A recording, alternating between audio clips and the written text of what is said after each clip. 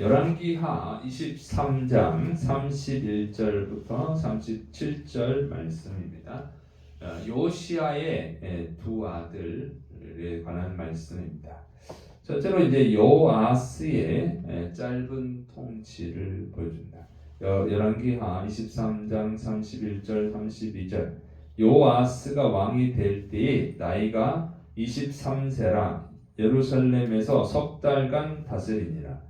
그의 어머니의 이름은 하무달이라 림나 예레미야의 딸이더라. 요아스가 그의 조상들의 모든 행위대로 여호와님 보시기에 악을 행하였더니, 자, 요시아가 이제 죽었어요. 전사를 한 거죠. 그러니까 이제 백성들이 요시아의 아들 여호아스를 왕으로 세운 거예요. 여호아스는 23세 젊은 청년이죠. 청년의 나이에 왕이 되었는데 3개월밖에 통치를 하지 못했습니다. 그러니까 왜 그렇게 되냐? 이게 짧으면 항상 악한 경우가 많다고 했죠. 대부분 악하죠. 그래서 요아스는 이 요아스에 대한 평가는 굉장히 부정적입니다. 자, 그 이유는 이렇게 돼 있죠. 요아스가 그의 조상들의 모든 행위대로 여호와님 보시기에 악을 행하였다, 이렇게 돼 있어요. 그러니까 조상들이 우상 숭배한 것처럼, 그러니까 악을 행했다는 게 우상 숭배예요. 그래서 조상들처럼 우상 숭배를 했다고 하는 것이죠. 그래서 짧은 통치를 하게 되는 거예요. 그리고 그에 대한 이 하나님의 심판이 있죠. 열왕기하 23장 33절부터 34절 바로 느고가 그를 하맛 땅 림나에 가두어 예루살렘에서 왕이 되지 못하게 하고 또 그 나라로 은 100달란트와 금 1달란트를 벌금으로 내게 하고, 바로 느고가 요시아의 아들 엘리야김을 그의 아버지 요시아를 대신하여 왕으로 삼고 그의 이름을 고쳐 요야김이라 하고, 요아스는 애굽으로 잡아갔더니 그가 거기서 죽으니라. 자, 그래서 애굽 왕 이 바로 느고가 요아스를 폐위를 시키고 그리고 애굽으로 잡아간 것입니다. 그래서 요아스는 애굽에서 죽는 불행한 삶을 살게 된 거죠. 하나님의 진노예요. 왜냐하면 그의 아버지 요시아가 이 우상들을 다 파괴하고 백성들로 하여금 하나님을 잘 믿을 수 있도록 교육을 하고 이런 조치들을 했죠. 정말 하나님의 진노가 유다 왕국에 내리는 것을 막아보기 위해서 요시아가 평생 동안 그렇게 종교개혁, 그러니까 신앙개혁을 한 거예요. 그런데 그 노력을 알면서도 아버지가 죽고 자기가 왕이 되자마자 3개월 동안 통치하는데도 다시 우상 숭배를 했다는 거예요. 아버지의 그 신앙개혁을 다 뒤엎어버린 거예요. 되고 나서 어느 정도 기간이 지난 다음에 그런 게 아니고 되자마자 그런 거죠. 되자마자. 그래서 하나님이 심판을 한 것입니다. 그리고 이 요아스, 그래서 애굽에서 참 비참하게 고향으로 돌아오지도 못하고 죽는 불쌍한 왕이 된 것이죠. 이런 거 보면 하나님이 우상숭배를 정말 미워한다고 하는 것을 알 수 있어요. 그리고 이제 애굽 왕이 바로 느고가 요아스 대신해서 요시아의 또 다른 아들 엘리야김을 왕으로 세웁니다.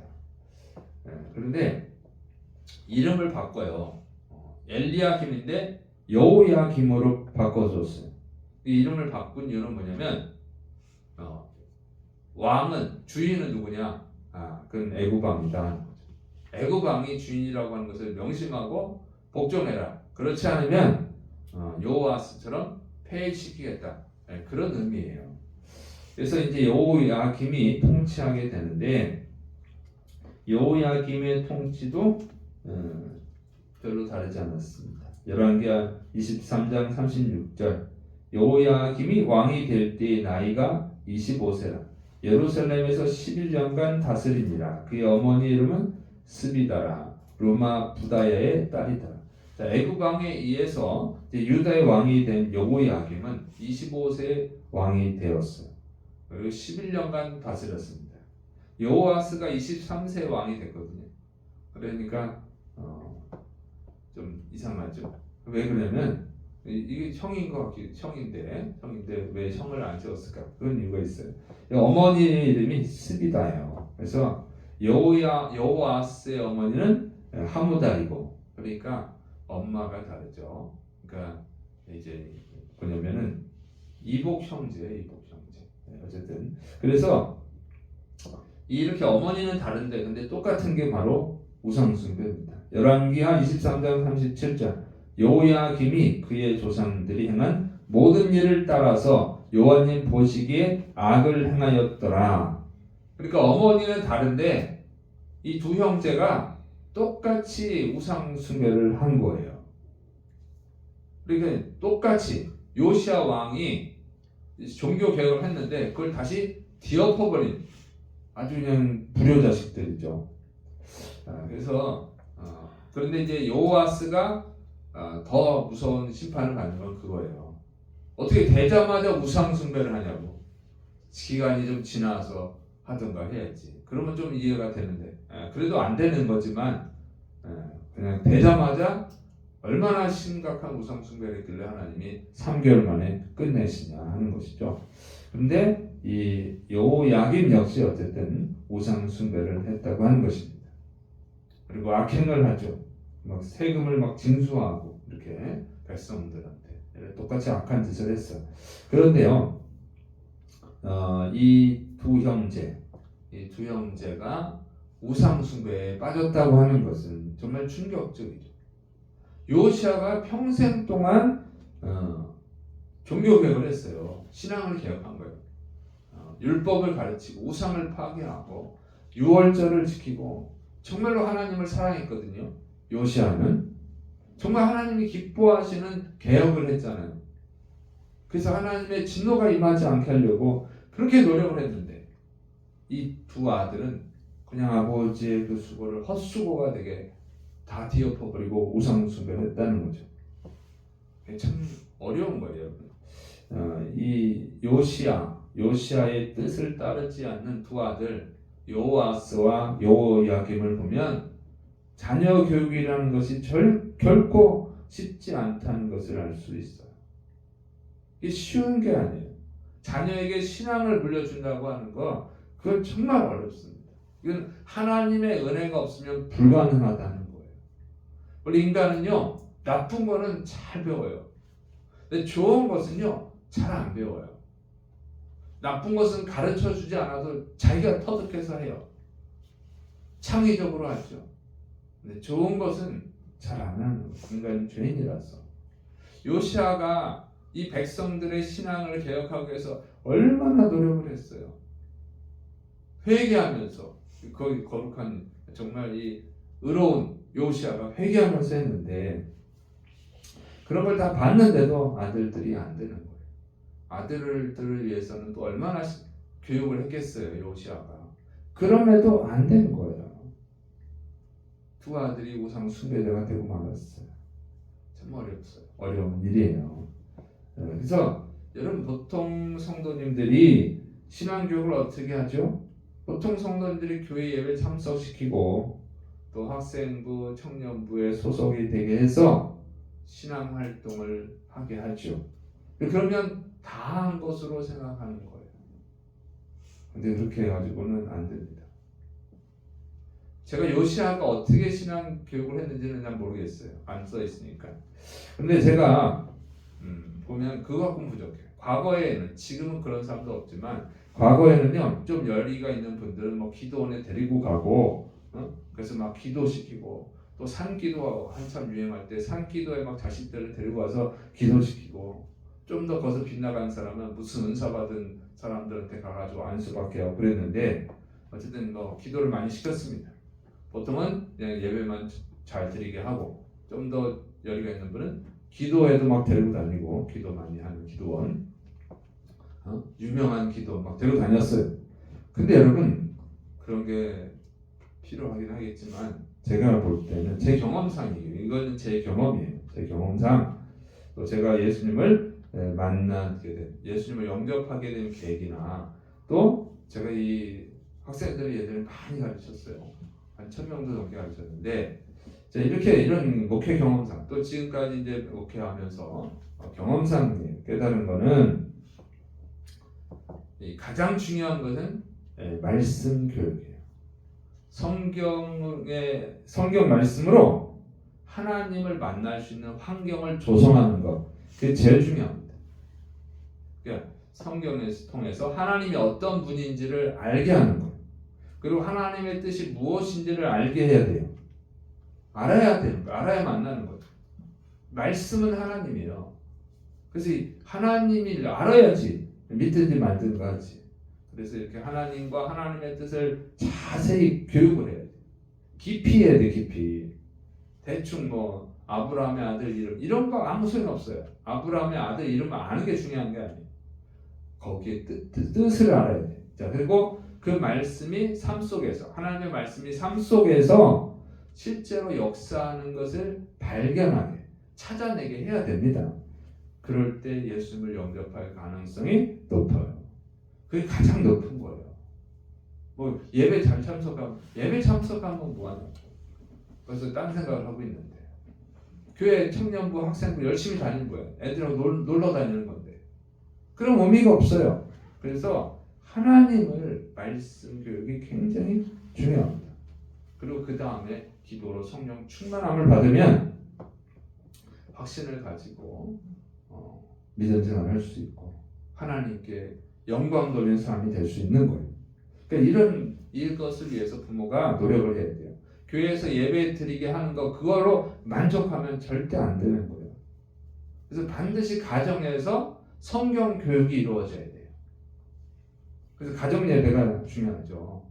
가정 예배를 드리고 근데 또 가정 예배도 가볍게 드리면 안 돼요. 가정에서 하나님의 말씀을 깊이 있게 해석을 해야 됩니다. 근데 평신도가 솔직히 성경 말씀을 깊이 있게 해석할 수가 없잖아요. 그래서 보통 큐티 책자를 사서 하는데 제가 볼 때 이 큐티 책자는 깊이가 없어요. 예화는 많고 감동은 될 수 있지만 하나님을 알 수는 없어요. 그래서 제가 책을 가정 예배를 만들어서 여러분한테 나눠 드리는데 여러분이 얼마나 하는지를 모르겠어요. 그게 중요하니까 만들어서 드리는 거예요. 그거 가정 예배 만드는 거 엄청 힘들어요. 자, 그래서 어쨌든 그걸 만들었으니까 잘 활용하세요. 깊이 있게 해석을 해야 돼요. 깊이 있게 하나님을 깊이 알아야 되는 거예요. 그 다음에 삶 속에서 어떻게 실천할 것인가. 그러니까 실천한 목표를 세워야 돼요. 목표를 세우고 그걸 행해야 됩니다. 목표를 정하고 해야만 체험할 수 있어요. 그 다음에 또 이런 경우도 있죠. 삶 속에서 생기는 문제, 여러분 살아가다 보면 여러 가지 문제들이 있잖아요. 그 문제에 대한 해답을 성경에서 찾아야 돼요. 하나님이 이런 경우는 어떻게 하라고 했을까? 그걸 성경에서 찾는 훈련을 해야 되는 거예요. 가정 예배 때 다 해야 돼. 그리고 그렇게 하다 보면 체험을 한단 말이에요. 삶 속에서 하나님의 말씀이 실제로 어떻게 역사되어지는지를 체험을 해야 돼. 체험하게 되거든요. 그럼 그걸 나누는 거야. 같이. 그러면 그게 가장 확실합니다. 근데 이거 안 하죠. 그게 힘드니까. 이걸 하셔야 된다. 그러면은 하나님을 만날 가능성이 높아요. 가장 높아. 계속 말씀이 보통 성도들이 교회에서 말씀 듣고 그냥 끝나. 삶에서의 삶과 성경 말씀 전혀 괴리가 되는 거예요. 그런데 말씀은 삶 속에서 계속 체험이 돼야 돼요. 그 삶을 살아가는 가장 중요한 힘이 말씀이 돼야 되는 거예요. 모든 문제를 해석을 하고 새로운 길을 찾고 어떤 결단을 내리고 그 하나의 말씀대로 해서 할 때 체험하게 된단 말이에요. 그러면 그게 믿음이 된다고. 자꾸 체험을 하면. 근데 이 과정이 없어 다들. 제가 보니까 그래요. 가르치는데 누구의 아들 뭐 그런 거 가르쳐 뭐 하겠어요. 그게 중요한 게 아니거든요. 예수님 12제자 이름 알아서 뭐 할 거예요 그게. 이 교회에서 보면은 저도 옛날에 그랬으니까 쓸데없는 거에 너무 에너지를 소비해. 교회에서 막 레크레이션하고 레크레이션해서 뭐 할 거예요? 그 레크레이션은 세상에서 더 잘하는데 그런 약간 필요할 뿐이지 반드시 필요한 건 아니고 반드시 필요한 것은 하나님의 말씀이 진짜 삶 속에서 역사하는구나. 하나님이 진짜 운행하시는구나. 그것을 발견하게 찾아내게 해야 돼요. 찾아내게. 그러면 그것이 믿음이 되는 거예요. 근데 이게 좀 힘들죠. 매일 하려니까 그 가정에서 하는 게 일주일에 한 번 꼭 하세요. 매일 하는 건 힘들다고 하더라도. 그리고 화요일부터 금요일까지는 제가 계속 강해 설교하잖아요. 이게 중요하다고. 다른 설교보다도 별거 없는 것 같은데 그게 원래 별거 없는 게 쌓여서 티끌모아 태산이 되는 거예요. 부흥해서 엄청난 은혜 받고 그거 별로 소용 없어요. 제 목회에 가면서 보니까 그거 별로 중요하지 않아. 매일매일 말씀을 대해야 돼. 말씀. 건성 말고 깊이 있게 대하셔야 됩니다. 꼭 하셔서 여러분 자녀들이 꼭 하나님을 만나게 인격적으로 하나님을 만날 수 있도록 도와주세요. 그런데 이제 결정적으로는 하나님이 만나주셔야 만나는 거예요. 인간이 만나려고 한다고 해서 만나는 건 아니야. 이런 노력을 할 때 하나님 만나주시죠. 그리고 결정적으로 하나님의 은혜가 필요하니까 하나님께 기도해야죠. 그러면 또 우리 자녀를 만나주세요. 그리고 간절히 기도하시면 하나님이 분명히 반드시 만날 줄로 믿습니다. 그리고 여러분의 자녀들이 믿음의 길을 걸어갈 줄로 믿습니다. 이거 꼭 해야 돼요. 제가 계속 고민하면서 찾아낸 거예요. 뭔가 유태인들은 4,000년 넘게 신앙을 이어가는데 우리 한국교회는 왜 1세대에서 끝나고 2대, 3세대 가는 게 힘들까? 연구하면서 찾아본 거예요. 기도하겠습니다. 사랑이 많으신 하나님 아버지, 오늘도 생명의 말씀을 우리에게 주시니 감사드립니다. 말씀은 우리 삶 속에 직결되어 있음을 명심하고 말씀을 따라 살고 또 말씀 교육을 자녀들에게 잘 행할 수 있도록 은혜를 내려 주옵소서. 주여 우리를 만나주시고 구원하여 주옵소서. 예수님의 이름으로 감사하며 기도드립니다. 아멘.